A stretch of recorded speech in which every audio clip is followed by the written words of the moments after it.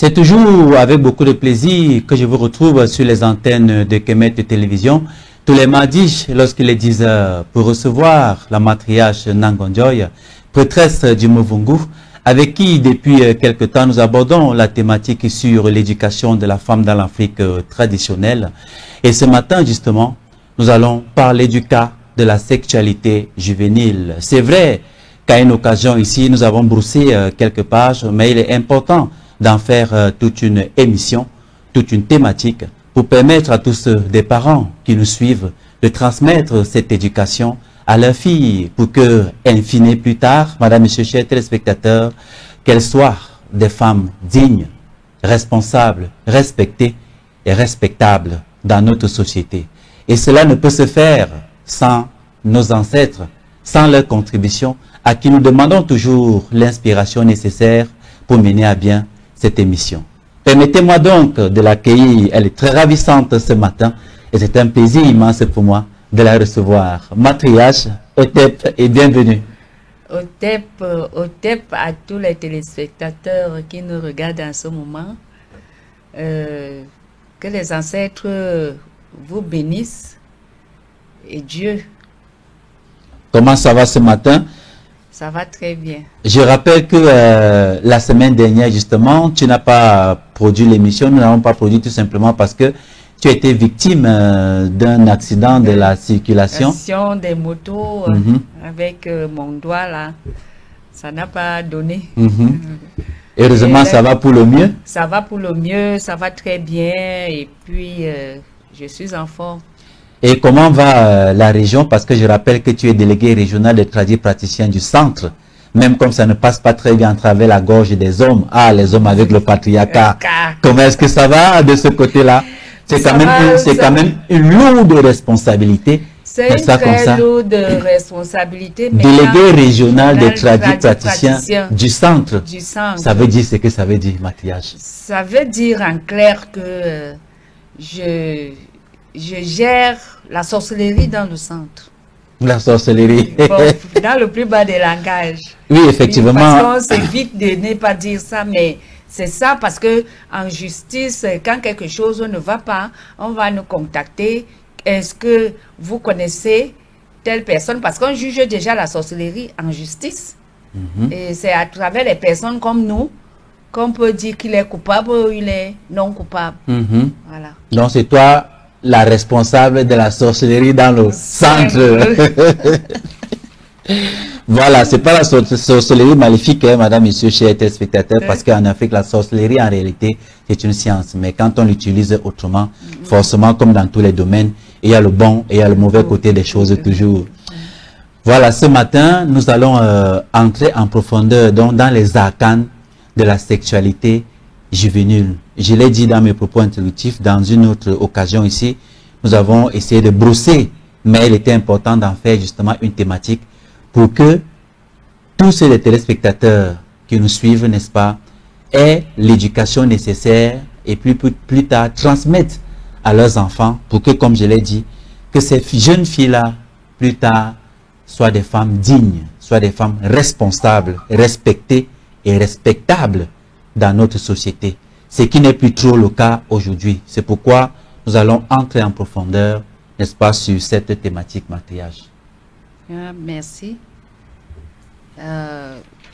Nous allons parler de sexualité, surtout pour les jeunes filles. La fois dernière, on a parlé des jeunes filles qui allaient en mariage précocement, un mariage arrangé par les familles, tantôt par le souhait de l'homme même pour avoir la femme qui n'a pas encore grandi. Voilà, ça commence à l'époque ancienne, récente, qu'on est en train d'abolir maintenant ce rythme. Ça permettait que la jeune fille devait être contrôlée de par ses parents, de par son entourage. Et le contrôle sexuel de la jeune fille là, c'était à partir de quel âge? Quand elle avait déjà quel âge précisément? Le contrôle sexuel de la jeune fille commençait dès le bas âge. Parce qu'il ne faut pas qu'on se le cache, il y a des, même comme quelqu'un pouvait dire que quand elle va grandir, elle sera ma femme. Mais là, on tenait aussi à l'éducation de cet homme envers la femme. Elle est encore fragile, elle n'est pas encore mûre, elle est ceci, il ne faut pas la brusquer, ou disons, de par les conseils, la maman de cette dernière pouvait lui déclarer que bon, elle a déjà 12 ans, je ne lui ai pas encore dit ce que vous allez faire exactement. Mais elle connaît de nom que elle est ta femme. Elle soupçonne. C'est comme ça que la maman va tirer sa fille et commence à l'instruire avant l'âge majeur. Justement, c'est important. C'est pourquoi je demandais que est-ce qu'il y a un âge précis à travers lequel la maman ou alors les parents de la jeune fille commencent à lui montrer une certaine éducation, l'éducation sexuelle? Est-ce qu'il y avait un âge précis? Est-ce que c'était 6 ans? Est-ce que c'était 7 ans? Parce qu'il faut dire que la conscience humaine se forge à partir de 7 ans. Est-ce que c'est à cet âge précisément que la mère commençait donc à éduquer sur le plan sexuel sa fille? La mère commençait tôt parce qu'on était en Afrique, on n'avait pas les habits. On était nus. La mère commençait à dire à l'enfant, quand elle s'assoit mal, elle écarte les pieds, elle dit, cache-toi, cache le sexe. Parce qu'on avait les caches-sexe à l'époque qui traînaient. Donc la femme n'avait pas déjà, au bas âge, à partir de l'âge de 2 ans, on demandait déjà à l'enfant, quand elle s'assoit, elle ferme ses pieds. Donc, et ainsi de suite, quand elle grandit, on lui met à la défensive. On lui fait comprendre que si l'homme te fait comme ça, c'est qu'il veut te gâter. Même si c'est ton frère, même si c'est ton cousin, c'est que n'accepte pas. Tu viens dire. Quand l'enfant a déjà 5 ans, on lui apprend déjà, puisque avant ça, c'est la maman qui lui fait la toilette. On lui demande de temps en temps, est-ce que tu as fait ta toilette intime le matin? Est-ce que tu as fait ta toilette intime le matin? Comme je t'avais montré. Ça, tu le demandes en cachette. Tu ne lui demandes pas devant les gens. Tu lui instruis quand elle fait la selle. Parce que même les pygmées, les femmes pygmées se nettoient chaque fois. Donc, quand elle fait les selles, quand elle va aux toilettes, tu l'instruis toujours qu'il faut qu'elle fasse toujours la toilette. Ça, même les Arabes le connaissent, les femmes arabes. Alors, quand la sexualité, donc, pour la contemplation de la sexualité, quand l'enfant a déjà 10 ans, la jeune fille a déjà 10 ans, si elle a des rêves, par exemple, tu lui poses des questions, est-ce que tu vas avoir beaucoup d'hommes, tu vas avoir un seul homme? Laisse-la d'abord s'exprimer et tu lui dis donc que maintenant, comme tu vois là, il ne faut pas connaître beaucoup d'hommes parce que l'homme, la découverte sexuelle, c'est un magnétique énergétique. Donc, si, par exemple, quelqu'un qui n'est pas ton mari t'est des vierges, ce dernier et toi, vous n'aurez pas trop de chance parce que si c'est un autre, il va partir avec tes chances. Et tu vas rester vide. Pas totalement, mais tu n'auras plus ce que Dieu t'a donné comme poids. C'est pour cela que les hommes aimaient avoir les femmes vierges. On tenait à la virginité de la femme quand une fille part en mariage. Donc, quand elle atteint déjà l'âge de 11 ans, elle se préserve déjà de certains gestes qu'une autre personne peut lui faire. Elle se préserve parce qu'elle est déjà prévenue. Quand elle a déjà 13 ans, tu peux déjà lui laisser parler aux hommes. Parler seulement, tu lui dis, vous parlez, vous causez.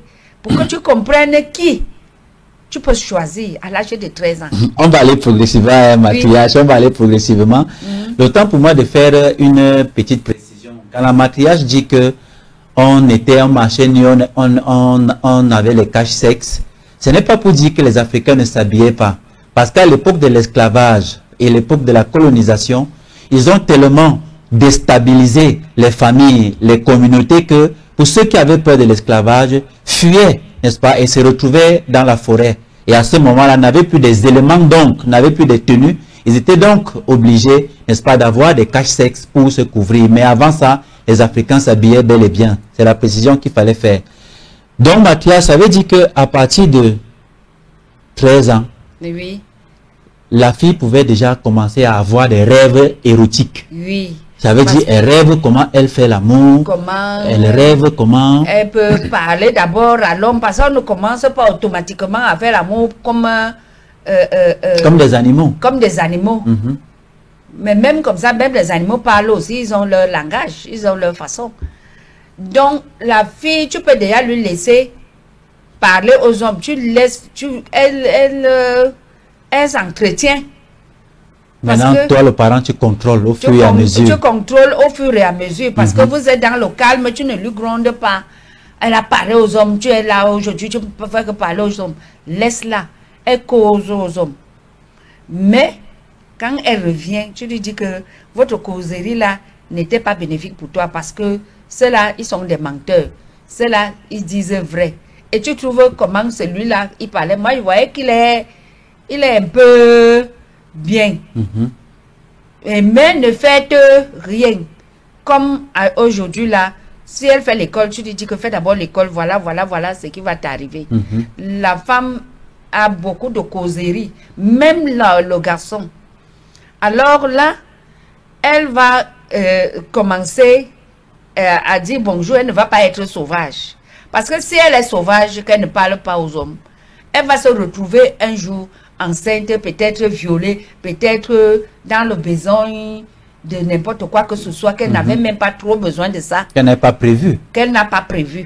Donc, quand elle parle aux hommes, elle réfléchit. Elle doit être courtoise et polie. Et polie.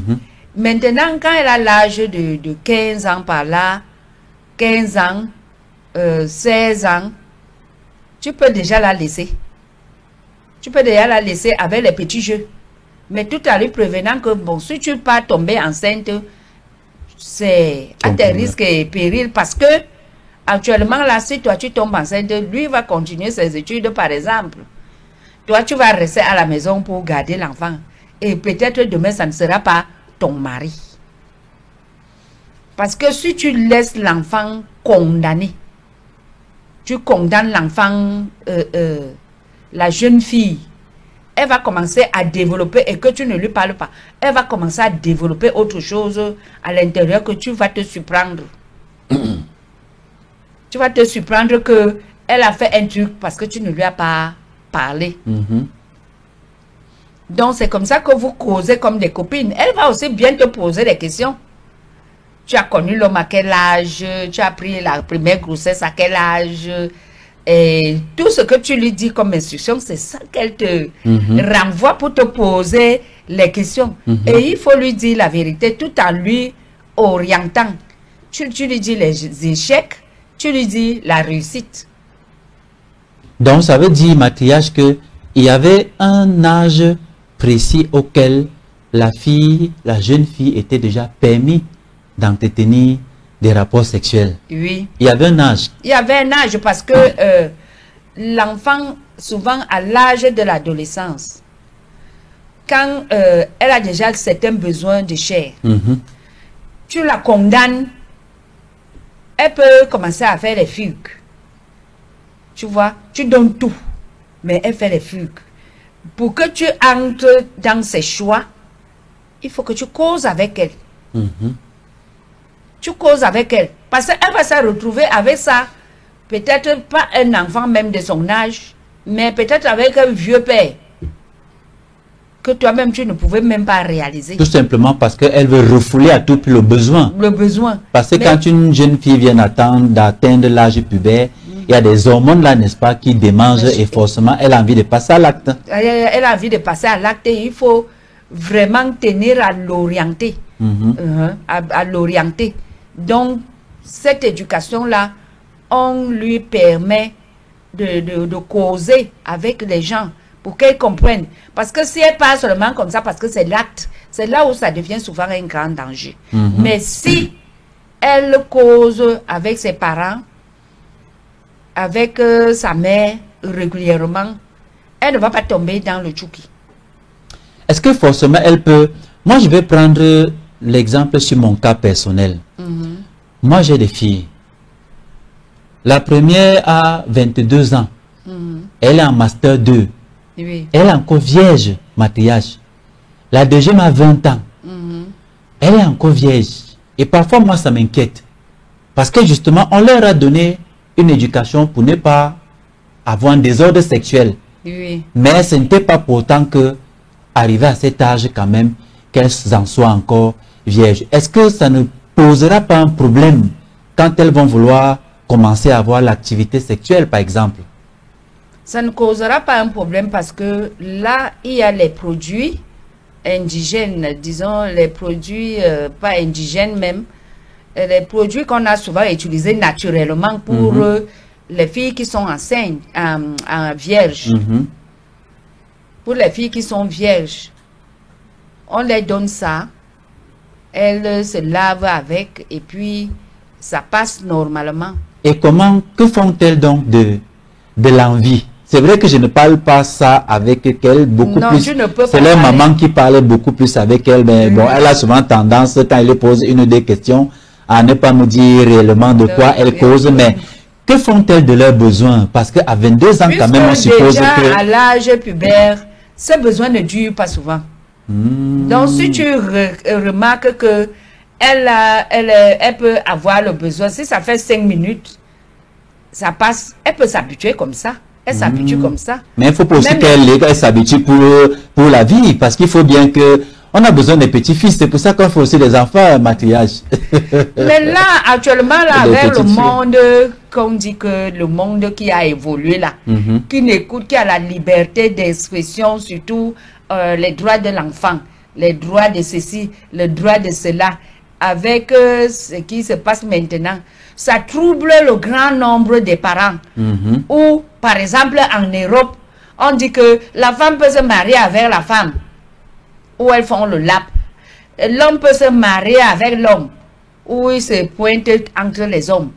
Donc, c'est de ça qu'il faut seulement avoir peur. Mais si son état seulement lui permet de rester tranquille sans qu'elle ait les troubles d'homme, et pour qu'elle fasse bien les études, elle se pose bien, elle aura des petits problèmes seulement pour se trouver un mari. Justement parce que c'est beaucoup plus l'école qui est dans sa tête. Elle ne veut entendre parler d'autre chose que l'école. L'école et rien que l'école. C'est vrai que ça fait peut-être... s'il vous plaît, à la technique, voilà. C'est vrai que depuis peut-être 2 mois, 3 mois par là, elle a déjà... elle a quand même eu un petit ami. Maintenant, je lui pose certaines questions de savoir comment est-ce que ça se passe avec lui, comment est-ce que vous causez, qu'est-ce que vous causez et tout et tout. Mais ce dont je m'attends, c'est loin d'être là. Loin d'être ça. Et le jour où elle lui a dit oui, elle est venue annoncer ça solennellement à la maison, comme si c'était un examen qu'elle avait réussi. Elle dit que bon, maman, papa, officiellement, je suis en couple avec elle. Et moi, d'être mort de rire, je dis que ma fille, dis-moi comment est-ce que ça s'est passé. Est-ce que tu lui as fait un bisou? Elle dit non, papa, non, non. Je dis que mais, et quand tu lui as dit oui, après peut-être 4 mois, 5 mois, tu as donc accompagné ce oui-là avec quoi? Elle dit que non, papa, j'ai juste fait un bisou à la joue. C'est vrai que ça m'a quand même rassuré que elle est déjà quand même dedans. Parce que j'avais peur, il y en a celles qui définitivement disent que bon, ça ne m'intéresse pas, je vais me consacrer à mon école et après mon travail et après ma vie. On a connu justement des filles comme ça. Oui, il y a des filles comme ça qui sont vierges. Moi-même, j'ai connu une fille qui était vierge jusqu'à l'âge de 30 ans. Donc, pour elle, on a fait recours à la chirurgie. On a fait recours à la chirurgie parce qu'elle était tapée, bastonnée par ses parents. Ah, d'accord. Du coup, là, il y avait autre elle chose a eu un cœur amer. Donc, quand tu lui dis bonjour, je t'aime, c'était déjà la fureur dans sa tête. Il y avait un traumatisme qu'elle avait déjà subi. Oui, qu'elle avait déjà subi. Donc c'est ça qu'on refuse souvent, que l'enfant atteigne ces niveaux-là. Vous voyez, quand vous causez avec l'enfant, elle a le courage de venir te dire. Elle ne trouve pas ça que c'est un... Elle ne trouve pas ça restreint, elle ne trouve pas ça comme un problème de l'annoncer à ses parents. Voilà. Parce qu'il y a eu une éducation et complicité. Une complicité pendant entre tout ce temps. Ses parents et elle. Donc, à l'époque de nos parents, de nos ancêtres, ils faisaient ça parce que la femme ou le jeune homme pouvait être vagabond à cause d'aller suivre la femme très loin. C'est pour cela qu'ils mettaient les enfants en couple. La femme pouvait faire des fugues. La fille pouvait faire des fugues à cause d'un jeune homme. C'est pour cela qu'on les mettait rapidement en couple pour qu'il n'y ait pas cette divagation-là. Regardez par exemple un chien mâle que tu gardes à la maison. S'il n'y a pas de femelle à côté et que la femelle est à 10 km, il va déménager. Il va rester là-bas. Oui. Et même si tu ne permets pas qu'il sorte, il sera très nerveux. Très nerveux, il commence à mordre les gens à la maison parce qu'il ressent qu'il y a une femelle qui est à 10 km. Donc, c'est ça que nos ancêtres faisaient. Ils liaient les enfants vite. Et surtout, ce taux de célibat était très réduit à une certaine époque-là. Si vous lisez un peu les documents, il n'y avait pas trop de célibataires. Déjà, il n'y avait pas beaucoup d'Africains qui étaient déjà à Rome résidés, qu'ils sont des prêtres, ils ne doivent pas se marier. De deux, il n'y avait pas beaucoup qui étaient en confinement estudiantine, qu'ils partent fréquenter dans les internats. Dans les internats avant de venir chercher qui marier. C'est ça qui a fait que beaucoup d'Africains retrouvent que les femmes sont déjà déviergées par le secours de je ne sais quel homme qui a sa femme qui tantôt n'est pas disponible d'après la loi coloniale des colons, que avec l'église, que la polygamie n'était pas une bonne chose. Eux, ils savaient ce qu'ils donnaient derrière contre la polygamie là, parce que déjà ils faisaient déjà un stoppage pour moins de population, parce que ils savaient déjà que la richesse d'un Africain, c'est des hommes, avoir des enfants, avoir les hommes autour de lui. Et ceci, ça fait que beaucoup de femmes traînent. Aujourd'hui, quand on trouve que les femmes sont prostituées en Afrique, on parle, les femmes sont prostituées en Afrique. Ces femmes avaient pour mari qui est confiné quelque part pour un métier, pour un carnaval spirituel. On ne connaît pas. Ils ne sont que des voleurs de sexe. Je peux dire comme ça. Hein? Parce que ne peut être prêtre que celui qui est normal. On n'a pas castré les prêtres. C'est-à-dire celui qui est viril. Celui qui est viril. On ne les a pas castrés pour les condamner à Rome. Hein? Donc, d'où sort la culture de l'homosexualité? Ça, il ne faut pas se le cacher. D'accord. Donc, si aujourd'hui, là, on continue dans ce sens à dire que la sexualité de la jeune fille est une mauvaise chose. Il ne faut pas seulement que la jeune fille soit une personne qui est pavanée. Choisis un seul homme qui est ton mari. Avec ça, tu as toutes les chances de la nature. De la nature, cela veut dire que vous faites un ensemble, puisque quand vous vous connaissez déjà sexuellement, vous êtes un. Et si tous les hommes, quand les hommes font la prostitution, tu te dis que comme tu as couché une femme là, tu as jeté, tu mens. Tu mens. Tu ne l'as pas jeté. Si la femme se connaît elle-même, par exemple, comme je suis matriarche comme ça, que moi j'étais matriarche depuis ma tendre jeunesse, tu fais l'amour avec moi, tu dis que peut-être tu me manques. Tu as profité, tu as gaspillé, tu as profité, mais tu mens. Je suis restée, c'est comme l'amour, c'est comme un cachet. Quand tu mets un cachet sur un papier blanc, ça reste non. C'est comme ça dans l'utérus de la femme. Donc, quand on parle de la prostitution de la jeune fille, la sexualité de la jeune fille, il faut aussi qu'on parle un peu des hommes. Que toi, le jeune garçon qui grandit, ne crois pas que tu vas tourner toutes les femmes comme tu entends. C'est toi qui es perdant. Parce que si la femme là, elle se connaît, tu vas souffrir toute la vie. Est-ce que ce n'est pas parce que l'éducation aussi des jeunes garçons avait raté? Parce que quand on était plus jeune, on se croyait, on était beau garçon. Donc on allait de conquête en conquête pour montrer qu'on est beau, qu'on est élégant, qu'on est. Alors que si on avait subi une éducation rigoureuse, même nous, les jeunes garçons, par rapport à la sexualité, on ne devait justement pas avoir ces idées-là d'aller de femme en femme en croyant qu'on est très fort. Voilà. S'il y avait eu cette éducation-là, vous n'allez pas perdre beaucoup d'énergie comme ça. Parce que c'est une perte. Le fait que la jeune fille, le jeune garçon, tu fais même l'amour régulièrement. Ça, il faut avoir une privation quelque part. Parce que quand tu fais moins l'amour, tu vieillis moins. Ah bon? Oui. Quand tu fais beaucoup l'amour, tu vieillis vite. C'est-à-dire, tu fanes vite. Beaucoup là, c'est combien de fois par semaine, Mathia? Parce que la science nous démontre que en faisant l'amour, peut-être 4 fois par semaine, au contraire, tu ne vieillis pas rapidement. Et puis tu es à l'abri même de beaucoup de maladies, comme la prostatite chez les hommes et chez les femmes, les chutes de cheveux et autres. Quand tu entretiens au moins ces 4 fois par semaine, ça c'est une étude scientifique. Et c'est la même science. Je suis passé quelque part, parce que moi je n'ai pas été à l'école.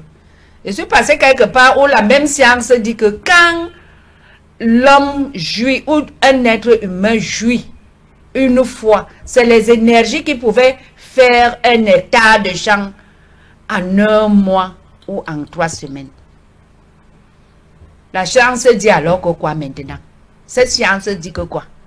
Mais on va donc faire comment?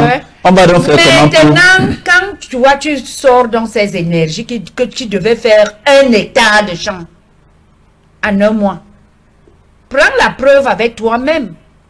Faut pas qu'on trompe les oreilles. Quand tu ne fais pas l'amour, tu es fort. C'est pour cela que on dit que certains combattants à l'époque donnaient leur sexe pour combattre. Cela veut dire que pour ne pas avoir à jouir et perdre ses énergies-là, alors qu'on l'attend dans un combat. Alors qu'on l'attend dans un combat. Et beaucoup sont comme ça jusqu'aujourd'hui. Jusqu'aujourd'hui, il y a même des sportifs. Nous avons flirté avec le monde du football, par exemple. Voilà. On nous interdisait les rapports sexuels à la veille d'un match. Parce que ça absorbait beaucoup d'énergie. Et le rendu sur le terrain le lendemain était quasiment nul. Moi, par exemple, je suis en contact avec certains footballeurs où je peux te dire que faire 3 mois sans faire l'amour. Oui. Je sais que les 3 mois là, tu vas voler peut-être 1 fois par semaine. Pour que je reste au moins bénéfique. À 80%. À 80%. De ce que je veux te faire comme injonction énergétique. Maintenant, quand il a donc envie de faire, il fait donc comment? Il va se masturber? Il se masturbe parce que justement le jus là que tu ne dois pas faire sortir. C'est ça qui fait ton énergie. C'est ça qui fait ton énergie. Donc tu es obligé de supporter. Tu es obligé de supporter. Tu es obligé de supporter. Si tu es déjà en phase de penser comme ça, va courir. Va courir. Commence même ta course à 4 heures du matin. Donc, d'accord. C'est comme ça. Il ne faut pas... Quand on te dit que tu commences à faire l'amour à 15 ans ou à 16 ans, tous les jours, non. C'est toi qui vas vieillir avant le temps. Tu ne peux pas me dire un jour, je suis partie à un deuil à Edea. Le matin, c'est des petits villages environnants. Les jeunes filles qui sont venues de Douala, Yaoundé, un peu partout là, comme c'était un grand deuil, on est parti se laver à l'eau. Les femmes sont d'un côté, les hommes sont d'un côté. Bon, entre les femmes, bon, moi je suis venue après parce que je ne pouvais pas entrer dans l'eau. J'ai le temps de chercher le seau. D'autres femmes étaient déjà devant. Je viens donc maintenant. Je n'avais pas encore levé mes habits. J'ai voulu parmi les jeunes filles qui étaient déjà déshabillées, une me puise de l'eau. Je veux me laver un peu en retrait. Parce que moi, je me dis que une vieille femme ne peut pas se laver avec les jeunes filles. Mais dis donc, quand je soulève mes yeux, ça m'a fait bang bang. J'ai demandé à une jeune fille, tu vois, la face est très jeune. Mais le corps est gâté. Le corps est gâté, les seins. Les vergetures, les seins qui sont tombés. Les seins qui sont tombés, qui ne sont que des peaux, et tout. Je demande, tu as quel âge? Elle me dit 17 ans. J'ai senti la chair de poule. L'autre, elle avait 23 ans. À 23 ans, mais dis donc, même les fesses n'étaient plus debout.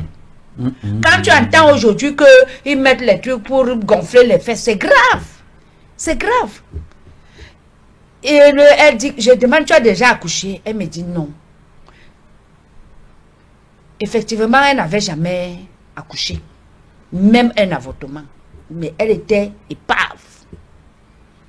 Dis-toi donc, le reste c'était presque pareil. Dis-toi que si l'homme qui veut donc trouver une femme pour épouser, et quand il va découvrir donc sa nudité, quand il va découvrir ta nudité, et voit ça, il va abandonner. Il va abandonner, mais l'entourage va voir que tu es jeune, la face et tout ça. Mais on ne sait pas ce que ce dernier a vécu. C'est pour cela que tu trouves souvent certains hommes avec les vieilles femmes. Parce que il ne veut pas voir quelque chose qui lui traumatise. Exactement. C'est vrai que tu as même anticipé, Mathias, parce que à la fin de l'émission, il était donc question de faire la comparaison entre l'éducation sexuelle dans l'Afrique antique et traditionnelle et puis l'éducation que nos filles reçoivent aujourd'hui. Nous allons poursuivre avec le fil conducteur de notre émission. Dans le Muvungu, par exemple, et donc tu en es une prêtresse. Tu m'avais dit ici qu'il n'y a pas un âge pour s'initier au Muvungu. Ça veut dire qu'il y a des jeunes filles qui s'initient au Muvungu. Est-ce que l'éducation sexuelle des filles initiées qui sont dans le Muvungu est le même que toutes les autres filles? Je parle de l'époque antique, nous sommes encore dans l'Afrique traditionnelle. Dans l'Afrique traditionnelle. Est-ce que c'était la même chose? Mais la première information que j'ai retenue sur le discours que tu as tenu, c'est que à partir de 15 ans, une fois que la fille a eu l'âge pubère, elle peut déjà entretenir des rapports sexuels, mais pas de façon désordonnée. Pas de façon désordonnée. Ça, c'est pour celle qui... Même si elle est mariée. Même si elle est mariée, parce que même la famille ou l'autre famille pouvait souvent dire au mari que non, il faut aller doucement. D'accord. Maintenant, pour le Muvungu, comme j'ai dit tantôt. Pour le Muvungu, la jeune fille qui est initiée au Muvungu à partir de son jeune âge est une autre personne. Vraiment. Elle est une autre personne parce que elle a une force déjà spirituelle.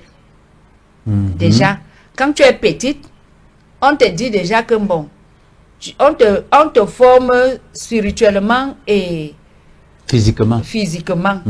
Donc, quand, par exemple, le matin, on peut te demander que tu as rêvé de quoi? Qu'est-ce que tu as vu cette nuit? On ne peut même pas te dire que tu as rêvé. Parce qu'on te demande que tu as vu quoi cette nuit? Les autres matriarches te demandent. Tu as vu quoi cette nuit? Tu dis que par exemple, j'ai vu telle chose. J'ai vu ceci. J'ai vu cela. Par rapport à quoi? Par rapport à l'histoire. Bon, moi par exemple, j'étais que si quelqu'un meurt quelque part, à l'époque, il n'y avait pas de téléphone. Il n'y avait que les lettres qui pouvaient marcher. Il n'y avait que peut-être le tam-tam qui pouvait marcher. Quand j'étais petite. Alors, quelqu'un meurt quelque part, je viens, je te dis que tel est mort. Donc, quand je vais te dire que tel est mort, ça veut dire que, mais, qui t'a dit? Si toi, tu ne connais pas ce que je suis, qui t'a dit? C'est ma mère qui va commencer à m'appuyer avec ma grand-mère quand t'avais dit de ne plus parler. Donc, si je vois quelque chose, je veux seulement venir l'appeler à côté pour lui dire que voilà ce qui s'est passé. Je reviens là, quand toi tu entres à la maison, tu vois que c'est un petit enfant. Mais tu ne peux pas connaître ce que moi je suis. Donc, la sexualité de la jeune fille de Muvungu commençait dès l'enfance. Mais tu ne fais pas l'amour. On t'apprend ton corps spirituellement et physiquement. Donc, on va te faire comprendre que si tu fais l'amour avec n'importe quelle personne, tu vas perdre telle énergie qui ne te permettra plus de faire telle chose. Et alors, quand tu vas grandir, tu vas voir que, bon, à l'âge de 15 ans, si moi, par exemple, un jeune homme, tu me stoppais à l'âge de 15 ans, c'était faux. C'était faux pour toi parce que je connaissais les énergies que j'ai. Parce que si moi, je sais que dans le monde mystique, j'ai envie de faire telle chose. Comme j'aimais sauver les gens dans les situations, donc soigner. Je sais que si je viens à faire l'amour avec toi, mes énergies vont partir, au moins j'aurai un décalage, soit d'un mois. Tu vas perdre la main. Je vais perdre la main, soit d'un mois, et tu ne pourras plus soigner convenablement. Je ne pourrai pas convenablement pendant un mois. Je refuse. D'accord. Donc, tu vois, je refuse. Et il était donc permis à la jeune fille Muvungu de commencer à entretenir des rapports sexuels à quel âge? Au même rythme que la jeune fille normale. Ah d'accord, donc à 14, 15, 16 ans. Oui, mais avant ça, je connaissais déjà tout. Je connaissais déjà tout. Et moi, je tenais au rythme énergétique. Donc, jusqu'ici, je ne peux pas me permettre d'aller avec un homme patati patata, non. Mathias, dans l'éducation sexuelle de la jeune fille à cette époque-là, quand elle commençait à entretenir des rapports avec un garçon, comment est-ce que la mère éducatrice connaissait que quelqu'un monte déjà sur ma fille? Mais tu dis non. Des fois même quand elle part, elle dit au revoir. Elle dit au revoir. À cette époque-là? Oui. Elle disait à sa mère que je m'en vais voir. Mais elle dit à sa mère que je m'en vais voir parce que tu ne pouvais pas faire quelque chose. Il fallait qu'on sache avec le fils de tel que tu es parti. On ne pouvait pas te permettre d'aller avec n'importe qui. C'est le cas aujourd'hui, Mani. Donc, on ne pouvait pas te permettre d'aller avec n'importe qui. Un parent savait que je laisse ma fille partir chez tel. Il a un jeune garçon qui a aussi déjà... Parce que les jeunes garçons à l'époque, on ne les connaissait pas les poils et la petite barbe qui dessinait déjà. Donc, on sait que ma fille est partie chez tel.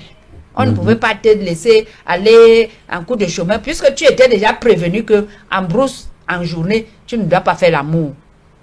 À la rivière, tu ne dois pas faire l'amour. Donc, en journée, tu ne peux pas aller te coucher quelque part que tu fais l'amour dans la brousse. Ça donne la malédiction. Et jusqu'aujourd'hui, on ne fait pas l'amour dans la brousse parce que là, il y a les esprits, il y a les démons, il y a des trucs que tu peux ramasser. Tu peux tomber enceinte en faisant l'amour dans la brousse. Je profite avec ça pour dire ça aux gens. Allez le dire à nos jeunes filles aujourd'hui, oui, qui même dans l'eau, même sous les arbres, même dans les bureaux, c'est quand même incroyable. Dans les lieux publics, comme ça, tu ne dois pas faire l'amour parce qu'il y a les esprits qui rôdent. Il y a les esprits qui rôdent. Tu peux accoucher d'un enfant qu'on connaît que voici, le père c'est Nyamsi. Mais comme tu as fait l'amour à l'air libre, l'enfant répond à un autre caractère qui ne te ressemble même pas un peu. Il y a quelqu'un qui travaillait dans l'une des musées, quelque part, dans un pays. il avait pour activité coucher les femmes dans le musée là. Là où il y a les mauvais dessins, les dessins par-ci, les dessins par-là. Les sculptures bizarres et autres qu'on retrouve généralement dans les musées. Voilà. Quand il enseigne une fille, là, en ce moment-là, à côté de ce dessin, parce que la fille, en faisant l'amour, regardait ses dessins. L'enfant naît, il ressemble exactement à ses dessins. C'est possible, ça, Mathieu? Oui, c'est possible. Le col de la femme, c'est le filmage. Ça filme. D'accord. C'est un cliché. L'utérus de la femme, c'est un cliché. Ça prend des photos. C'est pour cela que tu fais un enfant avec une femme, elle te ressemble. Donc, l'image, le côté, d'un côté de la face, est comme ça là, ça gonfle, ça fait comme ça, comme le dessin là. Soit on avait fait quoi? Il regarde, lui-même il a trouvé que c'était ça. Et c'était lui-même qui déclare que ne faites plus jamais ça. Moi j'ai fait ça, voilà ce que j'ai eu. Vous autres comme ne conséquence. Faites, oui. Donc, faire l'amour à l'air libre en brousse là, ce n'est pas bien. Ce n'est pas bien. D'accord, surtout pour les jeunes filles, donc leur énergie est encore concentrée en elles. Donc, facilement. Bon, pour rester justement sur l'acte sexuel de la jeune fille, puisque tu dis que elle disait même au revoir, ça veut dire que sa maman connaissait que elle partait chez son gars, si je peux le dire ainsi, et que forcément, il devait entretenir des rapports sexuels. Oui. Bon, maintenant, est-ce qu'il y avait des conseils que la mère, à cette époque-là, donnait à sa fille de comment est-ce que se tenir, par exemple, au niveau des positions? Aujourd'hui, nous savons que il y a mille et une positions que nos jeunes filles,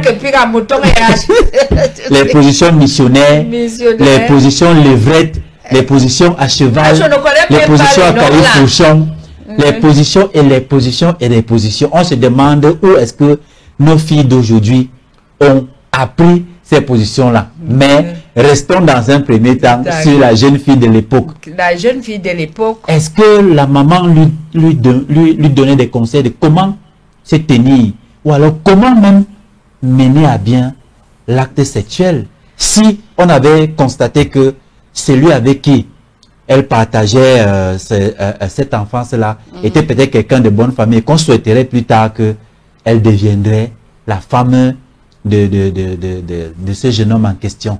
Est-ce qu'il y avait des conseils que la maman donnait de comment est-ce que tenir, par exemple, ce jeune garçon? Et effectivement, il y avait des conseils que la maman donnait. Et le côté de l'homme aussi, il y avait aussi les conseils que son père lui donnait. Ça veut dire que de l'autre côté aussi, les parents connaissaient que le jeune garçon entretenait déjà des rapports avec une jeune fille. Oui. D'accord. Pour que le jeune garçon ne soit pas brutal. Donc, il causait entre les hommes. Son père pouvait lui tenir un langage pareil. Son frère ou ses autres cousins pouvaient lui dire. Mais la jeune fille avait un conseil d'entretien d'acte sexuel pour accoucher. Donc, par exemple, la maman pouvait lui dire que c'est l'homme qui va se poser au-dessus de toi, par exemple. Donc, pour que quand l'enfant entre, l'enfant se pose, tu ne dois pas peut-être te lever comme ça là et faire comme ça. Peut-être avant l'acte sexuel, tu pars pisser, tu te nettoies d'abord, tu attends peut-être 10 minutes pour avoir un chauffage intérieur et tout. Donc, ça alors? La maman te dit, elle te dit comment tu dois... Ce qui est tout le contraire aujourd'hui, matriarche, c'est quand tu dis que la mère lui donne par exemple le conseil que c'est l'homme qui doit être au-dessus. Ce qui est tout le contraire aujourd'hui, parce que ce sont même des femmes qui parfois qui prennent des initiatives. Parlons justement des jeunes filles. Elle te dit couche-toi, je vais monter. Mais tu as appris ça où et comment? Et ça me rappelle une petite anecdote où nous sommes allés au village, ça fait peut-être 10 ans. Maintenant, celles qui sont nos femmes aujourd'hui étaient donc en train d'expliquer entre elles comment est-ce qu'elles entretiennent des rapports avec leur mari à la maison. Maintenant, c'est entré dans l'oreille de la grand-mère qui a suivi comment une a dit que non, parfois, moi, je monte au-dessus et tout. Elle a crié, elle a dit que qu'est-ce que tu dis? Abomination, malédiction. Qui vous a appris ça? Que la femme monte sur l'homme. Sur l'homme. Effectivement, la femme ne doit pas monter sur l'homme. Pendant l'acte sexuel, la femme ne doit pas monter sur l'homme. La femme que tu vois là, elles ne se connaissent pas. Mais la femme, c'est un poison. Mais est-ce qu'on doit aussi avoir une seule position, Mathias? Est-ce qu'on doit aussi avoir une seule... Vous êtes couché, non? Hein? Vous pouvez faire la position, l'homme est posé au-dessus. C'est la seule position. Et à cheval, quand même, c'est permis, non? Là, la femme n'est pas au-dessus de l'homme. Non, ce n'est pas permis. Mais Mathias, donc ça veut dire que ce n'est que la position... Quand la femme est déjà enceinte, peut-être qu'elle veut déjà accoucher, que tu peux faire ça. Donc il faut toujours avoir seulement la position missionnaire, dans l'homme au-dessus. Oui. Mathias, je suis que les jeunes filles d'aujourd'hui, quand elles vont écouter ça, elles vont te lancer les pieds. Donc, c'est comme ça, puisque le jeune garçon demandait toujours, quand la femme est déjà enceinte, je fais comment? Moi, j'ai surpris un jeune garçon, un monsieur même, demander ça à son père. Que son père lui dit que ils étaient en route, ils causaient, donc en passant, c'était en ville même. Ça, le mari dit que sa femme lui cause des problèmes. La grossesse a 7 mois, je ne sais même pas ce qu'elle cherchait encore. Son père lui demande, donc tu n'entretiens pas les relations sexuelles avec lui. Il dit non. Je vais encore faire comment? Il dit, viens ici. Donc j'ai fait comme si je ne les écoutais pas. Je me suis arrêtée un peu. J'ai commencé à déballer un peu le bonbon que j'avais. Faisant semblant de... C'est là où son père lui dit que... Elle a besoin de toi. Toi, tu pars déjà chez les autres femmes parce que ta femme est enceinte. Elle a une poubelle que tu dois jeter. Non. Son fils dit que... Tu veux que je fasse quoi alors avec elle? Dit que moi je croyais que quand tu étais à l'université, on t'a quand même appris quelque chose là-bas à propos de l'amour. Quand elle est enceinte, quand ta femme est enceinte. Il dit non, ce n'est pas ça. Moi je connais seulement d'autres choses, je ne connais pas l'autre là. Son père lui dit que moi j'ai envie de, je dois partir, mais quand tu entends comment tu seras la position à cheval, c'est là où ils ont su que je comprends. Il dit, c'est quand la femme est enceinte que tu fais la position à cheval. Il dit, ah bon? Il dit, oui. Ça ne va pas déranger l'enfant dans le ventre. Le père dit non. Ça ne va pas déranger l'enfant dans le ventre. J'ai ri le jour là. Et tu regardes le bourreau là. Un grand garçon. Un grand garçon. Il a même une voiture. Il a été à l'université. Donc c'est quelqu'un, un intellectuel. Donc, l'éducation qu'il y a aujourd'hui, l'éducation sexuelle qu'il y a aujourd'hui envers la jeune fille n'est pas bien. D'accord, Mathias, on va évoluer au fur et à mesure. Il y a une question qui me vient comme ça à l'esprit avant qu'on ne poursuive le questionnaire préparé justement pour cette émission. Bon, maintenant, il y a les garçons, par exemple, tous ne sont pas, ils sont bâtis de façon différente. Il y a des jeunes garçons qui très tôt ont déjà une verge assez importante. Et d'autres qui ont des verges moins importantes et autres. Normal. Bon, oui, normal. Bon, maintenant, quand cette jeune fille commence à entretenir des rapports sexuels et qu'elle se rend compte que la verge de son petit ami, par exemple, est très très importante au point où chaque fois quand elle finit, elle a mal au bas-ventre. À ce moment-là, quel est le conseil qu'on peut donner à la jeune fille s'ils avaient aspiré, par exemple, vivre ensemble pour la vie, donc c'est-à-dire se marier et faire leur vie, et que chaque fois qu'elle entretient des rapports sexuels, elle a mal au bas-ventre tout simplement parce que la verge de son petit ami est très importante. Alors à ce moment-là, quel est le conseil qu'on donnait à la jeune fille? Est-ce qu'il faut se séparer de son petit ami? Parce que toujours est-il que quand on fait l'acte sexuel, quand même, c'est pour trouver aussi du plaisir, ce n'est pas pour avoir mal. ou alors il y avait des moyens de faire en sorte que ce soit facile justement, qu'il y ait concordance entre les deux pour que plus tard elle ne ressente plus ce malaise-là. À cette époque-là, il y avait toutes les possibilités. Il y a toutes les possibilités que on donne le remède à la jeune fille pour permettre la pénétration. Mais dans le cas où la verge du jeune garçon est plus importante que la fille... La profondeur de la jeune fille, par exemple. La profondeur de la jeune fille. Donc, il n'était pas père. Il n'était pas père. C'est pour cela que, quelquefois, avant ça, on les prenait certaines mesures dans les doigts. Il y avait on les prenait certaines mesures dans les doigts. On prend une feuille, on casse ça en 4, on mesure au doigt. Et on fait au jeune garçon d'aller essayer. Si ça entre dans son truc, c'est qu'elle peut se marier vraiment avec la jeune fille. Mais si ça n'entre pas, ça déchire, on arrête ça là. Ah bon, hein? Oui. Il n'essayait même pas, puisque tout était calculé. Ah, justement. Il y avait les mesures qu'on prenait. C'est-à-dire à partir des doigts, oui, on pouvait mesurer. Je vois pourquoi à une certaine époque, quand on voit les doigts d'un homme, certaines femmes qui connaissaient déjà le secret, et montre-moi un peu tes doigts. Je dis que non, ton pouce est très gros. Ça veut dire que là-bas en bas, tu es très important. Donc, tu mesures au doigt là. Après, tu coupes. Quand tu coupes, tu ouvres la feuille. Ça te donne l'espace exact que la femme a. Waouh, ça alors? Ça te donne l'espace exact que la femme a.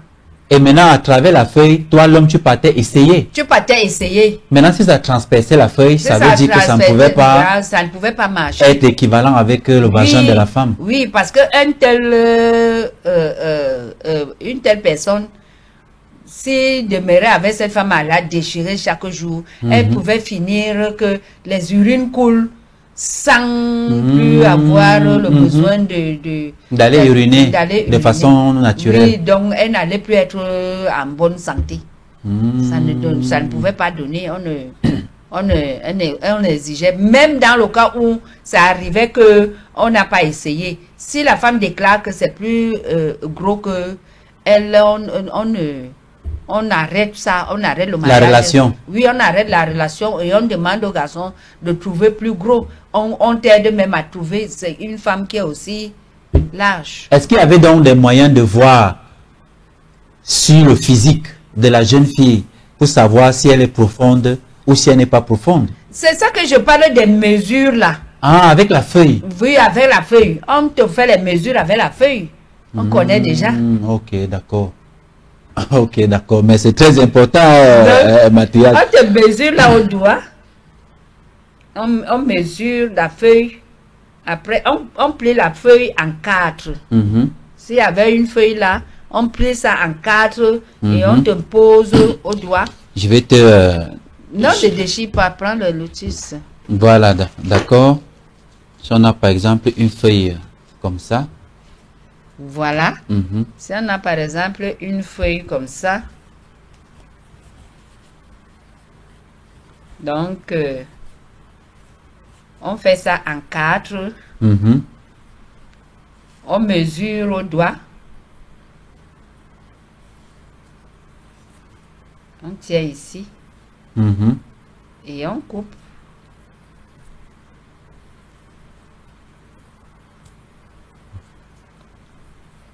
Comme ça.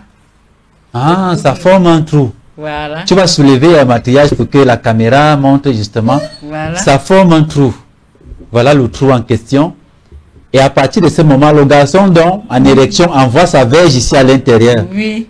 Là, si ça déchire la feuille un peu plus, il ramène ça, il montre aux parents, à la famille. On dit que non, ça ne peut pas marcher. C'est comme ça. Wow, vous aviez les techniques, hein, maquillage, c'est ça. Alors, ça n'existe plus. Ça n'existe plus. Maintenant, on dit que le full contact, c'est sauvage. Aujourd'hui, c'est que je t'aime moi non plus. Et puis, bon, on va se marier. Bonjour, les conséquences plus tard, on s'en fout. Voilà, maquillage, nous allons poursuivre avec l'émission. Il y a des phénomènes, par exemple, comme l'excision que certains peuples pratiquaient et pratiquent encore aujourd'hui, notamment les peuplades arabes. Est-ce que à l'époque de l'Afrique traditionnelle, on entendait parler de l'excision? Si oui, est-ce que l'excision était pratiquée sur la jeune fille? Dans certaines tribus, l'excision était pratiquée sur la jeune fille parce que d'autres tribus utilisaient la femme comme surtout ce genre, il y avait des tribus qui avaient des choses énormes. Donc, quand on excisait une femme, elle restait seulement un trou comme ça, qui n'avait plus toute son élasticité. Donc, ça, c'est un trou qui est là, il entre comme il veut, il peut utiliser même pendant 2-3 heures de temps, il quitte encore. Comme ça, il peut emmagasiner même 10 femmes pour les maltraiter comme ça. C'est vrai pour faire des enfants. Par contre, quand on n'excise pas une femme, elle a tout son ressenti, normalement. Toute la sensation qui va avec le plaisir. Qui va avec le plaisir. Mais quand on excise une femme, elle n'a plus de sensation, elle n'a qu'un objet qu'une autre personne peut utiliser. C'était ça. Donc, c'était ça le but de l'excision. C'était ça le but de l'excision, c'est tout. Ça ne procure rien au bien-être de la femme. Et l'excision aussi se passait dans certaines chefferies d'esclavage que le maître pouvait dire que pour que comme la femme là est esclave, pour qu'elle n'aille pas en mariage, pour qu'elle n'aie pas de sentiments envers un homme pour aller en mariage, on l'excise étant petite.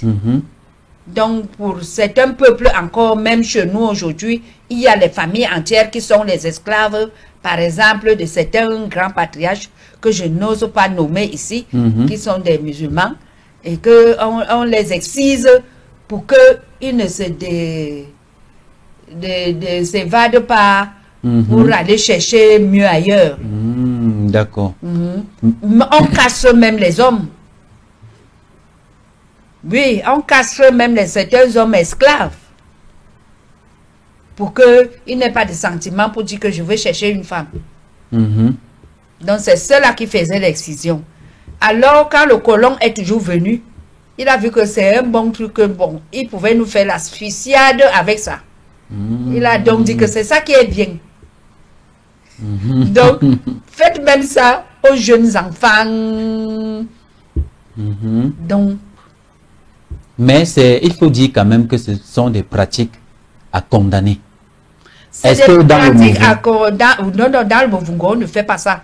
On condamne même. Ça ne pouvait pas exister. Le côté là où on faisait le Movungo, même à l'extrême nord, les femmes qui faisaient dans le Movungo, c'est-à-dire ils ont leur façon d'appeler leur part de Movungo là-bas. Ce n'est pas arrivé à leur zone. Ce n'est pas arrivé. Parce qu'il faut laisser la jeune fille jouir de façon naturelle de son corps que la nature a donné. Que la nature a donné. Si toi, tu n'as pas l'amour interne, l'amour intérieur, là, un sentiment envers celui avec qui tu es accompagné, donc, qui fait ta compagnie de tous les jours, tu ne peux pas avoir pitié de lui. Tu t'en fous de sa maladie, tu t'en fous de tout ce qui peut l'arriver. C'est-à-dire, quand deux gens s'aiment,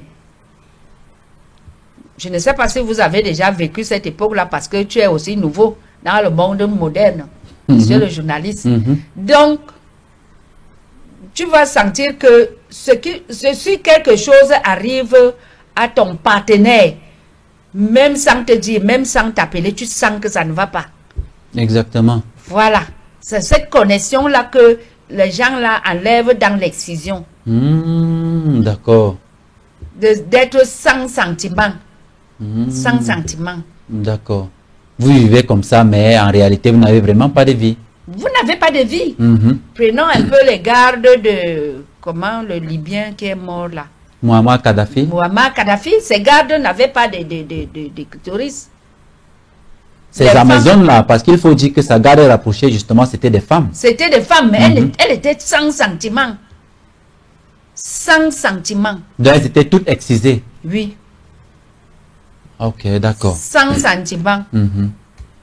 Et on t'autorise de faire un enfant juste pour laisser ton nom.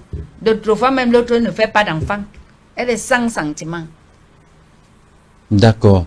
Maintenant, matriarche, qu'en est-il de l'avortement?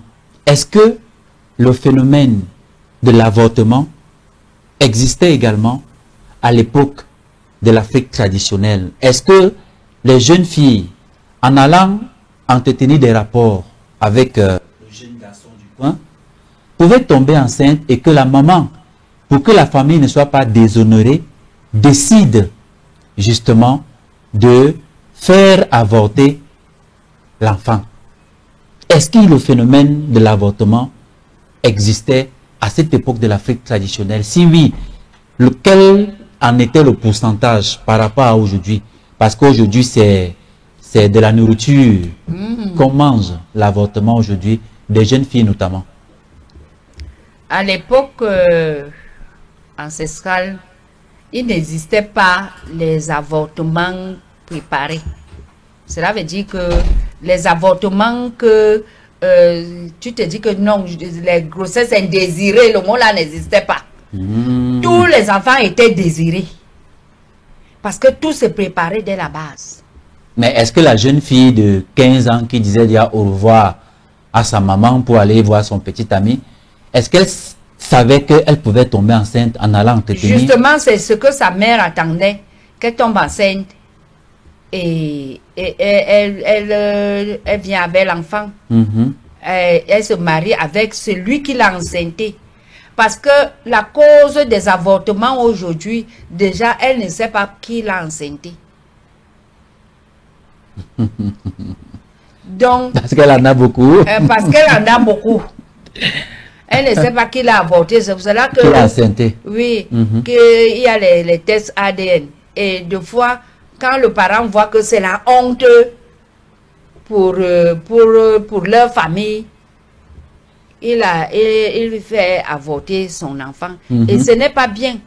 Ce n'est pas bien parce que quand tu fais avorter ton enfant, tu es malade. Ça te donne la maladie. C'est la maladie qu'on appelle le tcho. Ah, chez les bêtis du centre Cameroun, le tcho. Oui, quelqu'un qui meurt par accident. Donc, c'est la maladie là que tu attrapes. Donc, le mbak, chez les Bassa. Chez les Bassa, le mbak. Oui, toi qui autorises à ta fille d'aller avorter, vous avez le mbak dans la famille. C'est comme un fétiche qu'il faudra plus tard faire des rituels. Des rituels. Pour... C'est pour cela que l'Église catholique, à un moment donné, avait fait appel à l'époque où Toyen Bakot et Monseigneur Toyen Bakot était là. Il avait fait appel aux jeunes filles. Même le pape Jean-Paul II avait fait cet appel aux jeunes filles de faire ce rite de purification pour contre les avortements. Contre les avortements. Mais si on te donne les yeux, on te montre les enfants avortés là.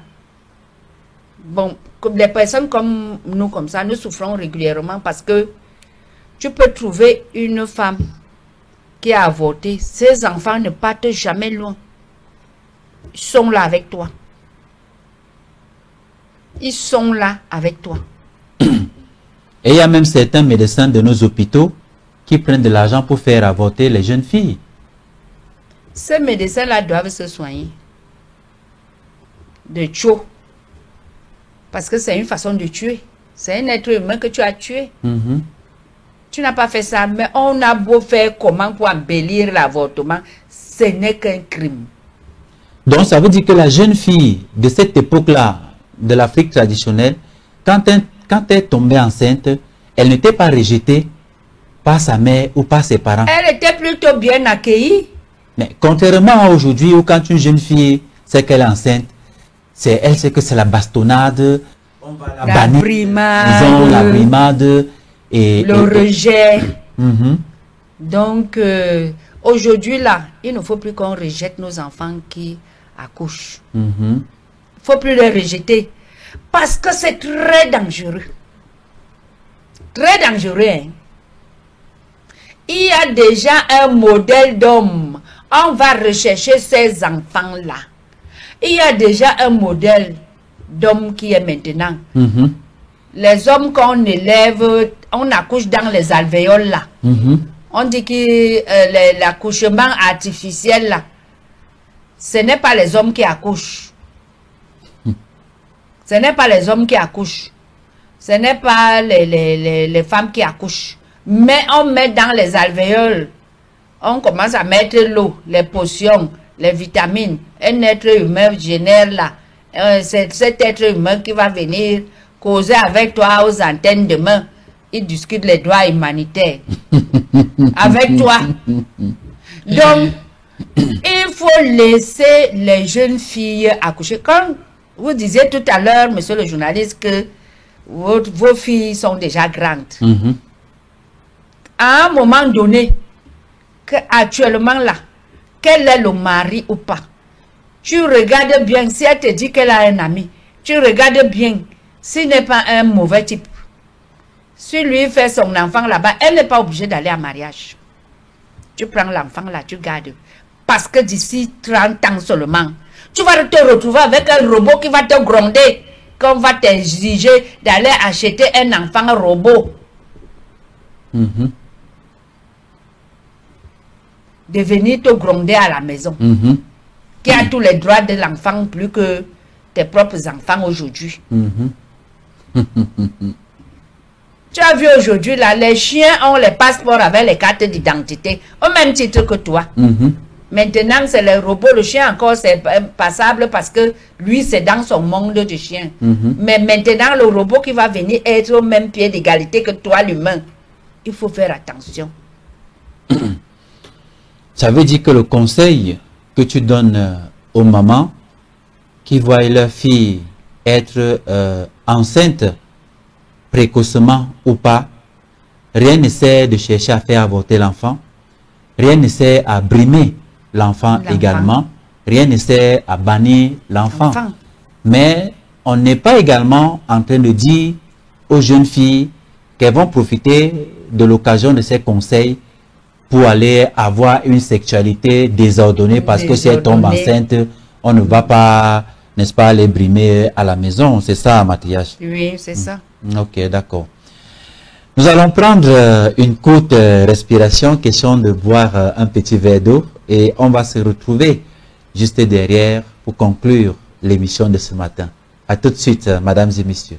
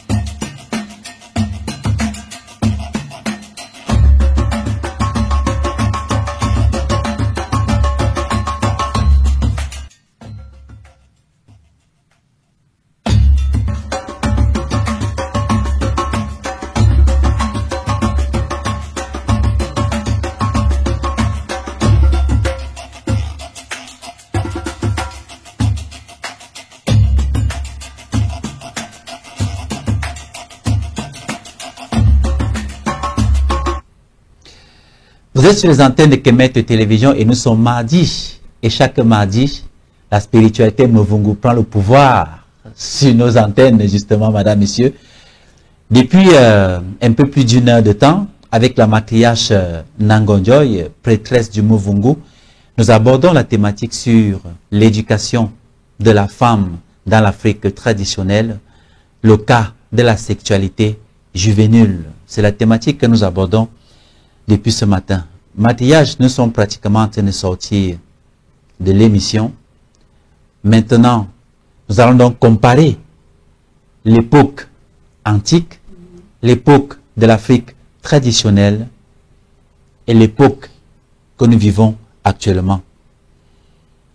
J'ai mené une petite enquête et je me suis rendu compte que les jeunes filles d'aujourd'hui peuvent même déjà apprendre la sexualité à leur maman. Parce que je suis certain que des mamans comme vous n'ont pas vécu une certaine sexualité qu'on vit aujourd'hui. Alors toi, matriarche du Movungu, beaucoup de femmes t'écoutent, beaucoup de femmes voudront faire initier leurs filles dans le rite Movungu. Alors, quel est le discours qu'on doit apporter à ces jeunes filles aujourd'hui? Toi-même, tu nous as raconté une petite anecdote de la rivière, qu'une jeune fille de 17 ans, déjà avec les seins flasques, déjà avec les fesses tombées, à 17 ans, elle n'a même pas encore commencé sa vie. Comment est-ce qu'à 25 ans, à 30 ans, ces jeunes filles-là ressembleront? Quel est le discours que toi, matriarche, tu peux tenir, non seulement pour sensibiliser ces mamans-là, mais notamment les jeunes filles que nous avons aujourd'hui, qui courent à une vitesse XXL, c'est-à-dire elles vont plus vite même que la vitesse de la lumière, sur le plan sexuel. Nous voyons parfois des filles de 17 ans aujourd'hui qui ont 3 enfants. 17 ans, qui ont 3 enfants. Matriarche. C'est pour construire quelle Afrique avec ce genre? Avoir une vie de sexualité à partir de cet âge-là. Ça ne veut pas dire que c'est chaque jour que tu as un exercice. C'est chaque jour que tu as un exercice sexuel. Parce que c'est devenu leur passe-temps favori. Dans un bénétariat, l'autre jour, on s'est arrêté pour prendre un bol de bouillie. La femme en question se plaignait que chaque fois qu'elle ferme son bénétariat, le lendemain, elle vient trouver des préservatifs et tout ça. Vous vous rendez compte, même dans des bénétariats, matriarche. Aujourd'hui, là, la jeune fille doit apprendre, elle doit connaître la sexualité, mais elle ne doit pas la pratiquer comme un travail. Elle ne doit non plus, elle doit apprendre à s'abstenir. Elle ne doit plus faire ça comme un besoin à tout prix à avaler. Non. Tu peux manger, même la nourriture ici. Quand tu manges la nourriture, tu es déjà rassasié. À un moment donné, tu as encore envie de manger, mais le ventre ne te permet plus de manger. Sinon, tu vas t'étouffer. Tu vas t'étouffer.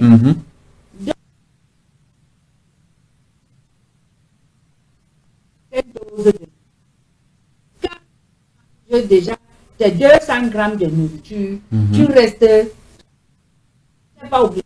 J'ai un kilo. D'accord. C'est comme ça aussi la sexualité.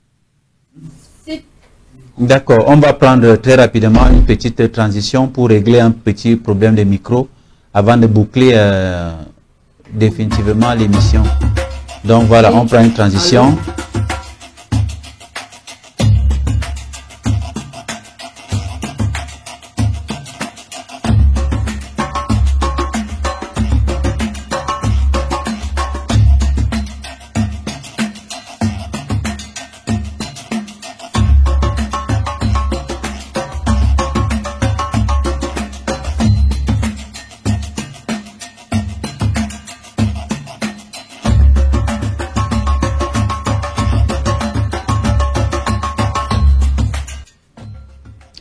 Voilà, problème réglé. Merci à la régie pour sa dextérité. Alors, Mathia, tu disais? Je disais que la jeune fille ne doit pas prendre le sexe comme un travail. Il y a aujourd'hui les jeunes filles qui trouvent un papa, par exemple, elles sont audacieuses, hein. Tu vas voir un enfant qui a peut-être 17 ans, 18 ans, 15 ans même, en train de draguer un papa même de 60 ans. Et quand celui-ci ne réagit pas, il dit, le père là est chiche en amour. A dit qu'elle veut faire l'amour, c'est-à-dire voire même à mourir d'overdose sexuelle. C'est comme ça qu'elle commence à faire l'amour le matin avec Gaston, le matin, la midi avec l'autre et le soir avec l'autre, plus tard à 23 h avec l'autre. Justement parce que quand l'enfant a déjà cet âge de la puberté là, il faut que les parents soient derrière lui. Et veillent. Et veillent. Ça veut dire que vous causez. Vous causez. Vous ne lui donnez plus les troubles. Parce que c'est ça qui fait que elle veut faire à tout prix. Parce que papa va venir gronder. Parce que maman va venir gronder. Comme si son corps était quelque chose qu'elle voulait. Alors que c'est ça qu'elle va vivre avec toute la vie. Elle est en train de briser sa croyance qu'elle fait bien. Donc, la jeune fille aujourd'hui ne doit plus faire l'amour comme un travail, comme quelque chose que le besoin, quand le besoin y est déjà, elle est obligée d'aller céder, non? Et que dit donc maquillage? Que dit donc des mamans même qui envoient leurs jeunes filles? Parce que les conditions misérables dans lesquelles nous vivons, pour certains mamans, que tu as déjà les seins, tu as déjà 15 ans, va chercher un homme et ramène-nous l'argent à la maison pour qu'on mange. Ça, j'ai vécu ce phénomène dernièrement quelque part dans une ville ici, là, où une maman avec sa fille qui était belle, une fille de 18 ans, l'a envoyée chez quelqu'un. Donc, elle part négocier avec le monsieur parce que le monsieur a l'argent. Il envoie sa fille chez le monsieur, oubliant que ce monsieur était un monsieur qui faisait des choses, même les sectaires ne peuvent pas faire ce que lui, il faisait. Alors, quand il est parti avec, le monsieur l'a acheté les casiers de bière à la maison pour boire. Le monsieur a fait le marché, tout. La première fois quand la fille part faire des relations sexuelles avec ce monsieur, elle rentre avec les asticots. Sa mère part voir le monsieur lui dit que mais c'est toi-même qui m'as donné. Elle rentre avec les asticots au sexe. Le monsieur lui dit que viens, si on fait encore l'amour, tous les asticots vont partir. Quand le monsieur part avec la fille, cette fois-là, c'était à la bouche. La fille vient avec la bouche, elle crache les asticots. Le monsieur appelle la maman, il lui dit non. Cette fois-ci, il faut la renvoyer. C'est comme ça que la fille a pourri. Moyennant de l'argent qu'il donnait. Quel argent même? Les 50 000, les 30 000. Elle pourrissait. Elle pourrit, elle a pourri. Elle est morte, on a enterré. Et le type a acheté tous les habits, le cercueil, et tout. Donné le corbillard, c'est lui qui a mis le corps à la morgue, et tout. Donc, il y a quand même les mamans qui envoient leurs filles faire les choses comme ça, qui ne sont pas bien. Laisse à l'enfant. Laisse-la sa liberté. Laisse qu'elle fasse son choix qu'elle veut. Que ce soit pauvre, que ce soit riche, ça n'engage qu'elle. Mais cause avec elle, montre-lui le bon et le pour de cette relation, même si c'est riche. Moi, je suis avec mes filles, même celle qui est professeure à l'université. Tu ne peux pas venir là, tu me dis que parce que marcher, ceci, mais dis donc, je vais te dire que non. Voilà, celui-ci, c'est le mari de Trouille. Vous, aujourd'hui, tu ne peux pas être polygame, deuxième femme, et que tu fermes la bouche pour la première femme. Donc, automatiquement, qui derrière ce monsieur? Est-ce que, comme il a une première femme là, tu vas devenir que quand la première femme dit ceci, tu vas dire que non, elle ne me commande pas. Non, même si tu es chez toi, elle est chez elle. Si elle dit déjà que moi, je vois que pour le bien de notre famille, faisons ceci, aligne-toi. Mais elle ne va pas s'aligner. Automatiquement, je suis obligée de te dire, moi la mère, même si celui-là est riche, n'importe comment, je vais te dire que qui derrière les problèmes. Qui derrière les problèmes. Donc, les mamans qui envoient leurs enfants chez les gens, il y a même les mamans qui envoient même les petites filles de 12 ans. Exactement. Parce qu'il y a des petits enfants qui sont enjambés. Hein? Donc, elle envoie sa fille de 12 ans à la prostitution. Donc, arrêtez de faire ça. Orientons nos filles, nos enfants, nos petits-fils au travail. Au travail. Justement parce que quand tu orientes l'enfant comme ça, là, que c'est l'homme qui a sa ressource commerciale de revenus. Elle devient un objet. Elle devient un objet. Et c'est ce qu'elle va aussi faire pour ses enfants qu'elle va faire. Et ça, c'est sans même compter qu'il y a des conséquences même sur le plan spirituel. Il y a des graves conséquences sur le plan spirituel. Et maintenant, voilà que tout à l'heure, monsieur le journaliste, vous avez souligné qu'il y a les jeunes filles, même de 17 ans, qui ont déjà les 3 enfants. Celles-là sont bien. Ah bon? Oui. Celles-là sont bien. Parce que là, quand elle accouche déjà ses enfants, ses 3 enfants, à l'âge de 25 ans, elle aura déjà fait tous ses enfants. Même si elle fait 10 actuellement au Cameroun, elle doit garder. Mais quand elle va vouloir se marier, quel est le père qui viendra supporter la charge de tous ces enfants-là, Mathias? Il y a les hommes lions.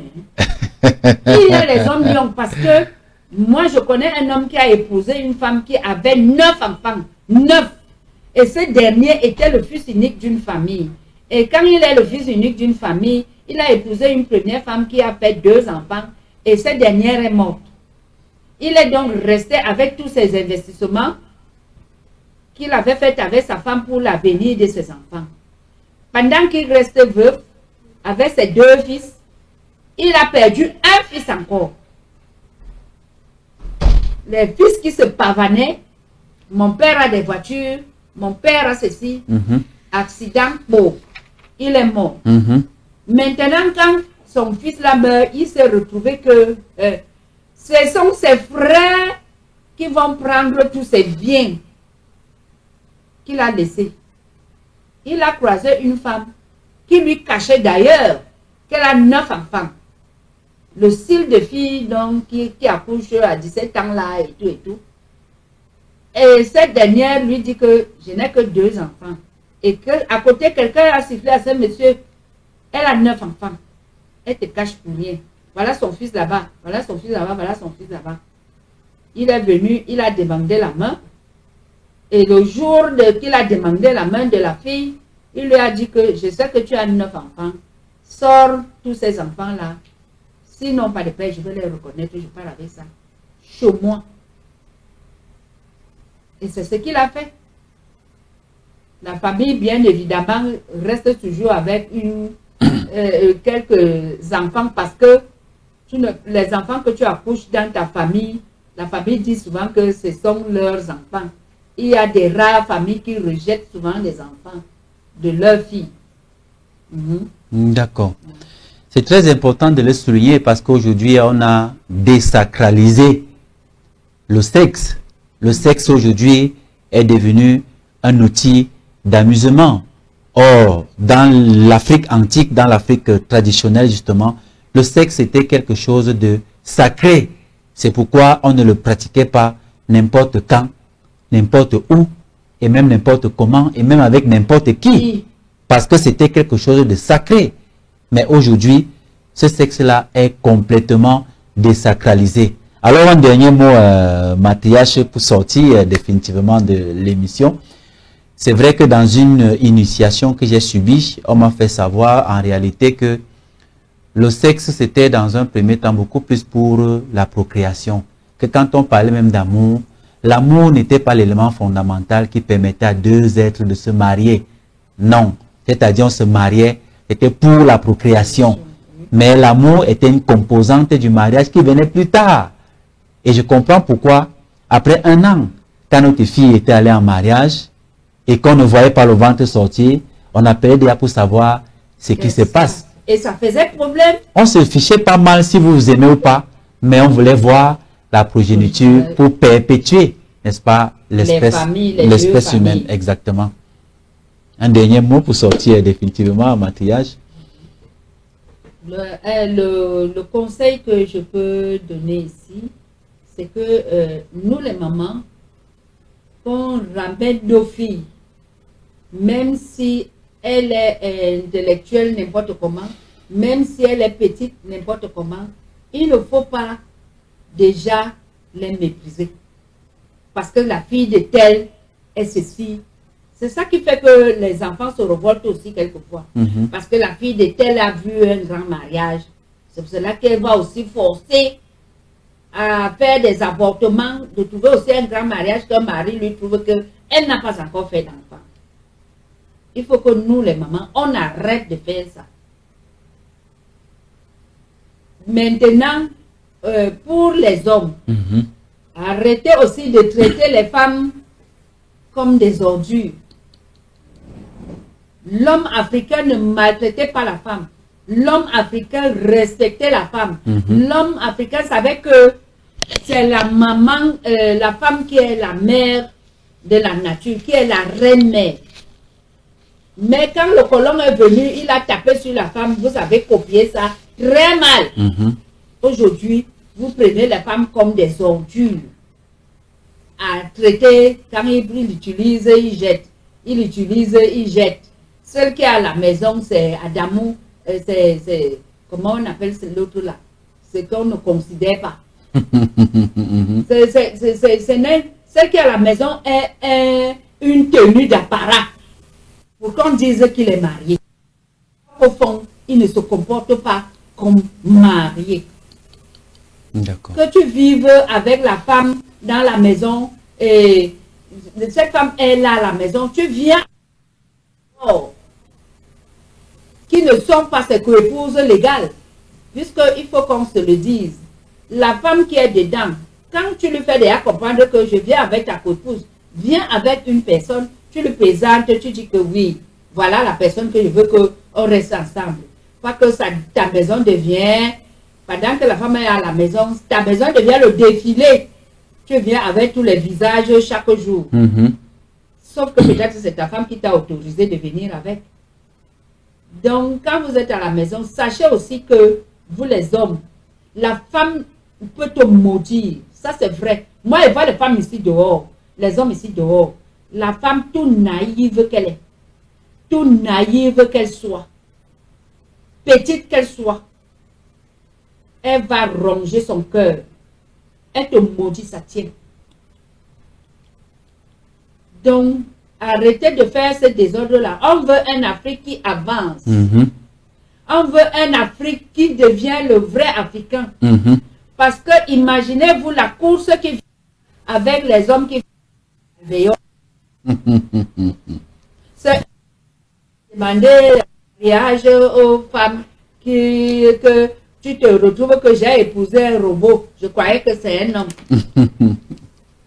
Donc, il faut faire attention. Quand une fille, le sexe n'est pas un travail. Cherchez d'autres métiers. Il y en a beaucoup en Afrique. Il y en a beaucoup. La femme africaine, elle était le soldat. On a fait les armées aujourd'hui. Les armées qui sont là aujourd'hui, c'est les femmes qui étaient les soldats. Exactement, exactement. C'est les femmes qui commandaient l'Afrique. Devenez les reines. Cherchez, moi je suis la reine-mère. Cherchez comment vous pouvez devenir les reines. Il y a les femmes Movungu partout, même à Paris. Hein. Il y a les femmes Movungu partout, même à Paris. Cherchez à vous faire initier, à devenir les matriarches, les reines africaines, les reines.